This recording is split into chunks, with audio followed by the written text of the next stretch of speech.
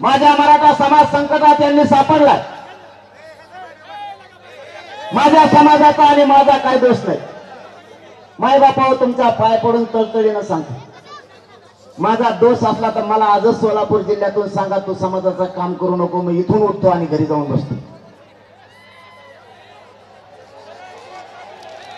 मी इमानदारीनं माझ्या समाजाची लढाई लढतो. माझा समाज संकटात सापडला.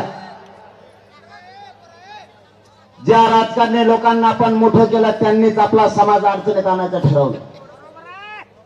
मी इमानदारीनं काम करतो. मी यांना मॅनेजर बी होत नाही, फुटत बी नाही, हे सगळ्यात मोठं यांचं दुःख नाही.